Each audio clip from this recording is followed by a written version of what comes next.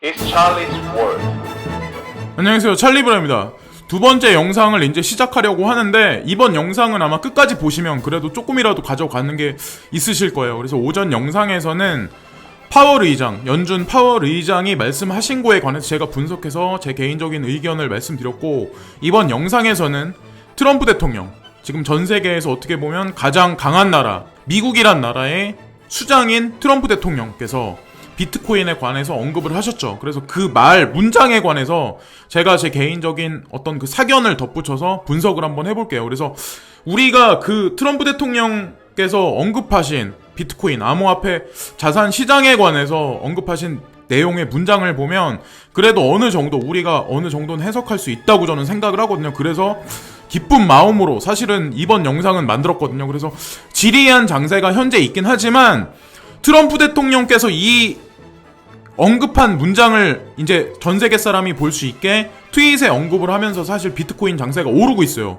오히려 반대로 그 얘기인 즉슨 사실은 우리가 트럼프 대통령이 부정적으로 얘기했지만 그 심연을 보면 사실 비밀이 되게 많거든요. 그래서 이번 영상에선 그걸 말씀드리려고 하는데, 트럼프 대통령은 그렇게 말씀하시죠. 비트코인은 화폐가 아니다.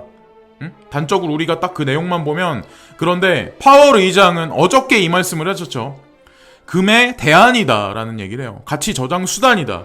투자할 값어치가 분명히 있다라는 말씀을 하셨죠. 자, 근데 상반되는 얘기인 것 같지만 사실은 맥락은 똑같아. 보시면 트럼프 대통령은 달러가 유일한 화폐다, 가상화폐는 규제가 필요하다라는 말을 언급을 하셨는데, 파월 의장은 비트코인은 금과 같은 자산가치 저장 수단이다. 결국에는 이 문장을 이렇게 보면 긍정적인 얘기라고 저는 보는데, 자, 여기서 이제 핵심안이 나와요. 저만의 해석법으로 한번 말씀을 한번 드려볼게요. 물론 지금 장세가 안 좋아. 여러분들 풀도 기가 엄청 많이 죽으셨을 거고 아마 자포자기 하신 분들 되게 많을 거야. 근데 그렇지 않다고 제가 말씀을 드릴게요. 알트코인 장세는 반드시 올 거고, 비트코인이 어느 정도 올라가서 자리를 잡으면 오히려 수익률로 봤을 때 더 클 확률이 높아. 그리고 지금 보면은 바이낸스도 그런 여러 가지 것들을 준비하고 있는 것 같고, 제가 보기에는 제가 아는 사람들도 그거에 관해서 서서히 언급을 다시 한번 하기 시작했어요. 물론 계속해서 딜레이가 되고 있어서 제가 죄송한 마음인 건 사실이긴 하지만 어쨌건 제가 바라보는 관점에 관해서는 아직도 저는 꺾지 않았어요. 그리고 그렇게 갈 거라고 아직도 생각을 하고 있고. 자, 근데 보시면 도널드 트럼프 미국 대통령이 비트코인에 대해서 부정적 시각을 내비쳤다. 근데 제롬 파월 미 중앙은행이 비트코인을 두고 금의 대안이란 평가를 내놓은 지 하루 만이다. 트럼프 대통령이 파월 의장 의견에 각을 세우는 모양새다라는 이런 내용이 나와요. 여기서도 반대야. 그랬잖아요. 지금은 파월 의장이 금리에 관해서 이제 스탠스에서 액션을 취하겠다. 이번 달 말에 가서 액션을 취하겠다, 금리 인하하겠다라는 거에 관해서 언급을 했는데, 그 전까지, 바로 몇 달 전까지만 해도 사실은 제롬 파월 연준 의장은 금리를 인하하겠다는 얘기를 내비치지 않았어요. 트럼프 대통령만 오직 계속해서 그런 얘기를 했어. 근데 이번에도 이 같은 내용에 관해서 두 가지 시각으로 갈린 거예요. 사실 알고 보면. 자, 트럼프 대통령은 12일 트위터에 나는 비트코인이나 다른 가상화폐의 지지자가 아니다. 비트코인은 변동성이 매우 높고 가치 기반이 거의 없다면서 규제되지 않은 암호화폐는 마약 거래 등 불법 행위를 촉진할 수 있다고 언급했다. 자, 규제되지 않은 암호화폐. 그럼 규제되면 어떻게 될까요? 자, 여기서 일단 한번 끊고, 트럼프 대통령은 미국에는 단 하나의 통화밖에 없으며 달러를 지칭하시는 거죠. 그리고 다른 어떤 것보다 강력하다. 현존하는 세계 통화 중 가장 지배적이며 언제나 최강자로 남아있을 그것은 바로 미국 달러라고 덧붙였다. 암호화폐가 달러와의 글로벌 기축통화 지위에 대한 위협 요소가 될 수 없단 얘기다 라는 마지막 문장을 잘 보세요. 이 얘기를 우리가 반대로 해석하자고요. 저는 항상 역발상으로 반대로 항상 많은 것을 이제 해석을 하는데, 여기서 보시면 최강자로 남아있을 그것은 바로 미국 달러다라는 말씀을 하셨는데, 사실상 알고 보면 거의 시간이 다 됐어. 달러라는 기축통화 지위에 있기까지. 제 영상을 계속 보신 분들은 아마 아실 거예요. 여러 가지 것들을 제가 조금 이따 다시 한번 디테일하게 말씀드릴 거고, 기축통화 지위에 대한 위험 요소가 될 수 없다라고 여기 말씀하셨는데 사실 반대죠. 지금 현재 입장에서 보면. 자, 여기서 보시면 페이스북 투 런치 크립토커런시 이런 얘기가 리브라 코인에 관해서 이 내용이 나오는데, 이 내용에 관해서도 트럼프 대통령이 말씀하시는 입장은 뭐냐면, 만약에 금융권에 준하는 어떤 기준을 통과한다면 리브라 코인을 인정하겠다, 암호자산을 인정하겠다라는 내용을 그런 말씀을 하셨고, 제롬 파월 연준 의장 같은 경우는 오히려 트럼프 대통령하고 반대의 스탠스를 취하셨어요. 뭐라고 말씀하셨냐면, 그분 같은 경우는 이거는 규제안에 통합할 수 없다, 규제를 할 수 없다라고 말씀하셨어요. 자, 여기서는 오히려 반대로 얘기한 거예요. 지금 보면은 비트코인에 관해서 또 반대로 얘기했는데, 오히려 이번에는 여기서, 그러니까 제가 보면은 이 두 사람이 쇼잉한다고 저는 생각을 하는 거예요. 어차피 금리에 관해서도 서로 티격태격 거리긴 했지만 시간이 몇 개월 지나서는 결국엔 똑같은 스탠스의 액션을 취하는 입장에 그런 거에 관해서 언급을 하기 시작했죠. 두 분 다. 자, 그래서 결국에는 달러 프린팅, 금리 인하하겠다, 그리고 연말 가서 달러 프린팅 하겠다, 이런 거에 관해서 거의 전 세계가 다 알고 있어. 달러를 미국에서 프린팅 하겠다는 얘기를 했는데 스탠스만 취했는데 액션을 안 취한 상태. 현재로서는 그래서 보면은 전 세계 IMF 통화바스켓에 있는 두 번째 비율을 차지하고 있는 22가 지금 보면 유로화에 관해서는 금리 인하하겠다, 그리고 지금 보면 그 머니 프린팅 하겠다, 양적 완화 하겠다. 일단 그래서 거기부터 먼저 시작을 했어요. 자, 그러면 전 세계에 있어서 기축통화 자리에 있는 70% 정도에 지금 차지하고 있는 그런 통화들이 만약에 연말 가서 아니면 지금부터 서서히 금리를 인하하면서 양적 완화를 해, 그러면서 화폐를 막 시중에 막 뿌리기 시작을 해요. 그럼 어떻게 될까요? 여기 지금 나와 있는 와인이 이 잔에 들어가는데 여기에 만약에 물이 먼저 담겨 있다고 우리가 생각해 보자고요. 기존에는 와인만 계속 따랐어. 자, 머니의 값어치는 그냥 100이었어. 근데 거기에다가 계속해서 프린팅해서 종이장을 계속 찍어내요. 그럼 어떻게 될까요? 여기다 물을 섞는 거예요. 생수를 섞어. 그러면 와인 색깔은 옅어질 거고 알코올 기운도 약해질 거야. 와인 기운이 되게 강할 때는 화폐로서 값어치가 되게 있어요. 비유적 표현으로 따졌을 때. 어른이 마셔도 금방 두세 잔 먹으면 그냥 취해가지고 쓰러질 수 있을 정도의 알코올기가 있을 수도 있어요. 어떤 사람들한테는. 근데 자, 여기에 반만큼의 물을, 생수를 다시 채워요. 그리고 얼음을 채워. 그러면 알코올 도수가 얕아지죠. 그리고 색깔도 옅어져. 그거를 초등생이 마셔봐요. 그럼 어른하고 똑같은 양을 마셨을 때 알코올 기운이 반으로 줄어들었기 때문에 와인으로서의 값어치가 사실은 떨어진 거야. 양은 많아졌지만. 자, 그러면 저는 이제 표현하면 이렇게 표현할게요. 지금 보면 달러라는 게 100년이라는 시간 동안 전 세계 기축통화 자리에 계속 있었어. 그죠? 근데 우리가 바라는 거는 단시간 내에 암호화폐가, 암호자산이 엄청나게 올라서 우리 호주머니에 많은 돈을 갖기를 원하죠. 여러분도 그렇고 저도 마찬가지야. 저도 마찬가지로 좋은 차 타고 다니고 싶고 좋은 집에 살고 싶고 돈을 계산서 안 보고 막 쓰고 싶어요. 네. 근데 어쨌건 건강이 더 중요하다 생각하고 저는 약간 요즘에는 그런 생각을 많이 하는 편이긴 한데, 여기 이제 컵라면이 나와 있잖아요.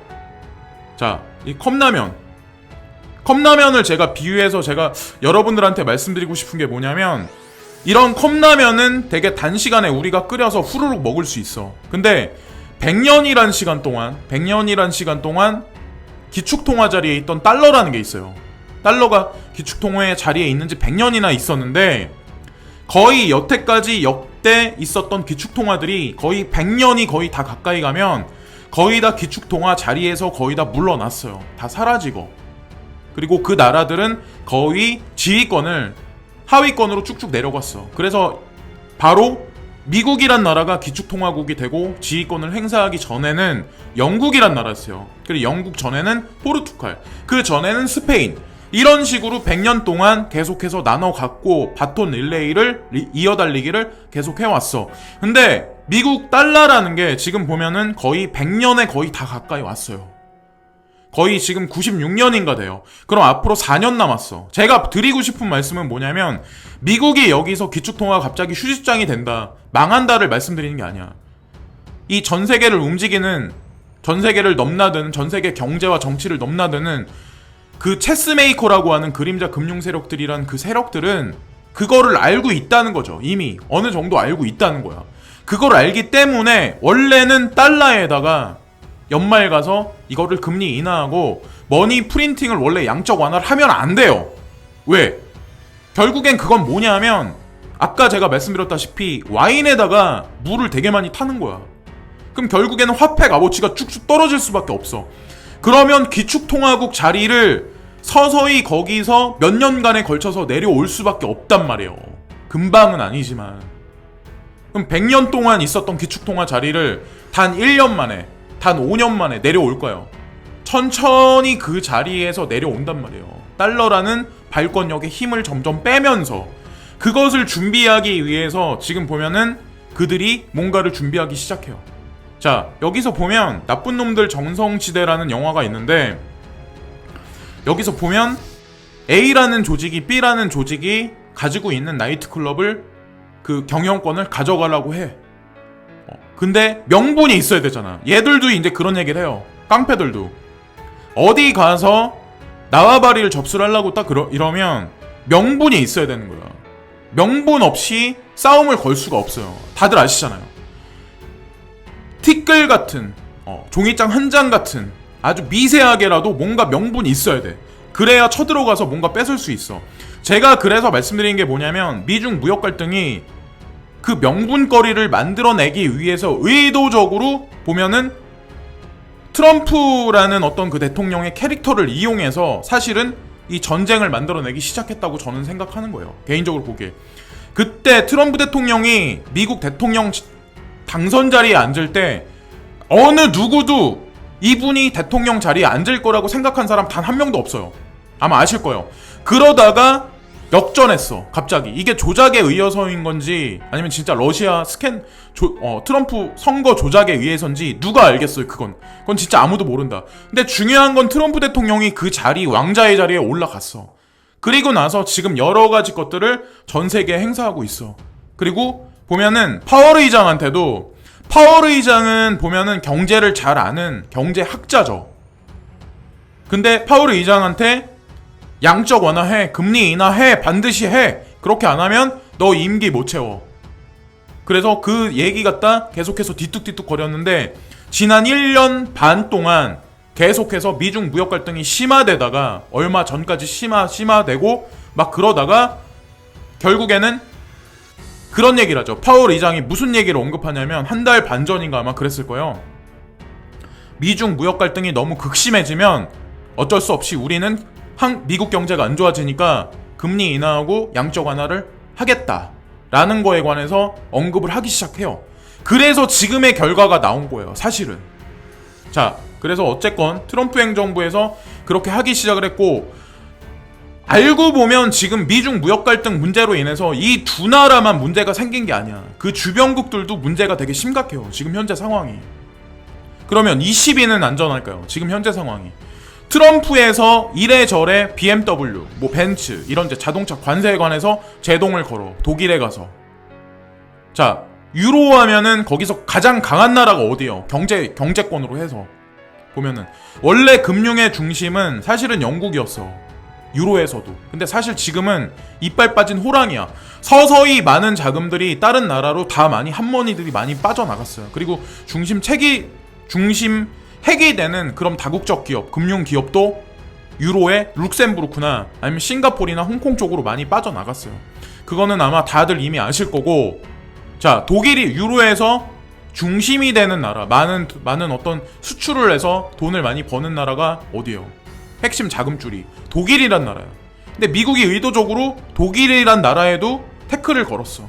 알고 보면 중국이란 나라에 태클을 걸었다고 생각한 사람이 많은데 알고 보면 신용만 한 게 되게 많아요. 관세를 퍼붓겠다 얘기했는데 결국 목 끝까지 칼을 들이댔다가 칼을 접어가지고 칼을 칼집에 집어넣었어요. 다시 또 끄집어내긴 하겠지. 8월달 초에 또 들어가면 8월 15일이나 그때 가면 또 다시 끄집어내서 또 서로 쇼를 하겠죠. 미국하고 중국하고.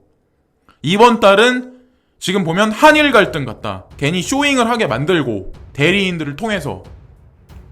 자, 그래서 어쨌건 그리고 남미도 마찬가지야. 미중 무역 갈등을 통해서 서로 공극이 생기고 서로 안 좋게 만들어. 전 세계가 다 마찬가지. 이 단두대 위에서 지금 무역 전쟁 때문에 많은 기업들이 피를 봐. 국민들도 힘들어. 자, 그럼 미국 지금 보면 트럼프 행정부에서 의도적으로 포화를 계속 쏘아대고 있는 거예요. 너네 말 안 들어? 하다못해 친미 국가에서 제일 첫 번째인 일본한테도 가서 G20 전에 가서 아베하고 이런저런 회담을 하죠. 그러면서 결국에는 마지막 사인하고 뒤로 딱 물러나면서는 사실 일본한테 되게 좋은 사탕을 주진 않았어. 사탕 주는 척 하면서도 사실은 지금 현재 입장이 일본 같은 경우도 마찬가지라는 거예요. 친미에서 결국에는 반으로 돌아설 수 있어. 이번에 WTO 제소라는 데 있는데 거기에다가 일본에서 수출 규제를 우리나라에 하면서 이번에 그 제소에 들어갔잖아요. 자, 여기서 제가 한 가지 생각해보고 싶은 게 있는데 이번에 세계무역기구에서 그 제소 승리를 일본이 아니라 한국이라는 나라에 만약에 손을 들어주잖아요? 그럼 어떻게 될까요? 예전에 수산물에 관해서도 우리나라 손을 들어줬어. 그 얘기는 뭐냐면 일본보다는 중장기적으로 전 세계에 있는 그림자 금융 세력들이 우리나라 쪽에 힘을 더 많이 실어줄 거라는 거를 어느 정도는 우리가 체감할 수 있다고 저는 보거든요. 그래서 그 결과를 한번 지켜보세요. 어떻게 되나. 자, 그거를 보시고 제가 이제 생각하는 건 뭐냐면 암호화폐 장세가 지금 안 좋아. 여러분들 가지고 있는 리플 코인도 안 좋고 비트코인 캐시도 그렇고 뭐 비트코인도 올라갔다가 다시 조정 장세 있으면서 씁쓸하고 알트코인들은 더 많이 안 좋고 그쵸? 지금 현재 상황이 전체적인 시장이 안 좋아. 근데 제가 말씀드리는 건 뭐냐? 자, 이번 달 말에 7월 30일하고 7월 31일 날 미국에서 연준에서 금리에 관해서 인하하겠다, 양적 완화 어떻게 하겠다 그런 거에 관해서 이제 스탠스가 아니라 액션을 하는 발언을 직접적으로 하기 시작을 할 거예요. 근데 이번 달 말에 안 할 수도 있어. 저는 3분기, 4분기 가서 할 거라는 생각을 하거든요. 4분기 초반 언저리. 거기랑 맞물리는 자리가 비트코인 ETF 승인되는 자리일 수도 있다는 생각이 되게 많이 해요. 왜냐면 금리 인하하는 거랑 양적 완화하는 카드는 우리가 생각하듯이 미국에서 쉽사리 꺼낼 수가 없다는 거죠. 왜? 마지막 남은 총알이 2방, 3방밖에 안 돼.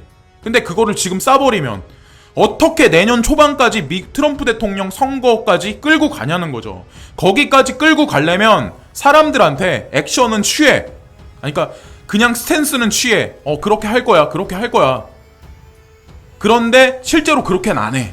시장에 기대심은 계속 주는데 실제로 그렇게 안 해. 그러면서 계속 질질질질 끌고 가다가 이제 하반기 가서 진짜 실제로 총을 쏘기 시작을 하겠죠.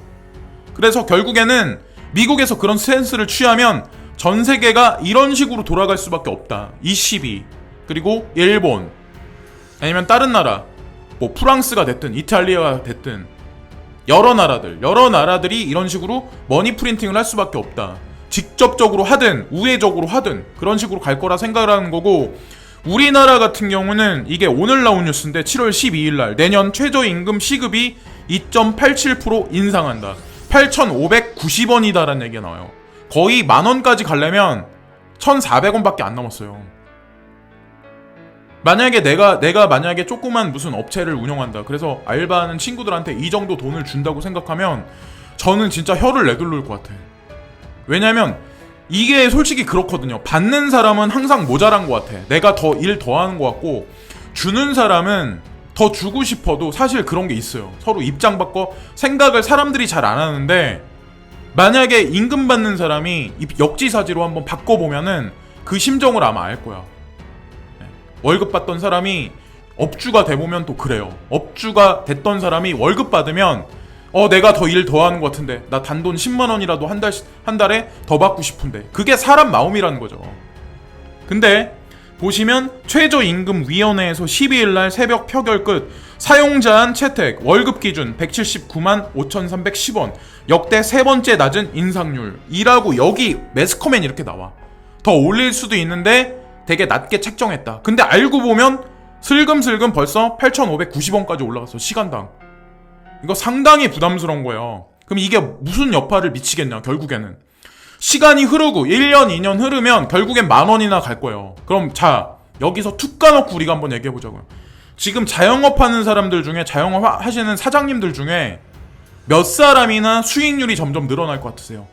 1년 1년 점점 흐르면서 2018년 19년 내년 가서 2020년 가서는 수익률이 점점 더 줄어들 수밖에 없어. 왜? 인건비는 계속 올라가는데 재료비도 올라가고, 그리고 가게가 자기 가게가 아닌 사람도 부담이 되게 커. 가게세는 점점 올려달래. 거기다가 국가에서는 세금은 점점 더 때려. 그러면 결국에는 이렇게 임금이 인상되면 인상될수록 우리 일자리는 점점 사라질 수밖에 없는 거예요. 단순한 사람들은 그렇게 생각하지. 아, 나 월급 올라서 좋다 라고 생각을 하겠지. 그러나 내가 일하는 자리가 사라지면 결국엔 그게 어떻게 될까요? 그 여파는 우리 주변 경제 전체에다 미칠 수밖에 없어. 우리 주변에 누군가 일하는 백화점, 마트, 뭐 우리 앞에 뭐 치킨집, 피자집, 아니면 중소기업, 대기업, 근방의 식당이든가 하다못해 그 여파는 점점 올라가서 대기업 언저리까지 가지 않을까라는 생각을 하고, 우리는 항상 월급날을 기다리죠.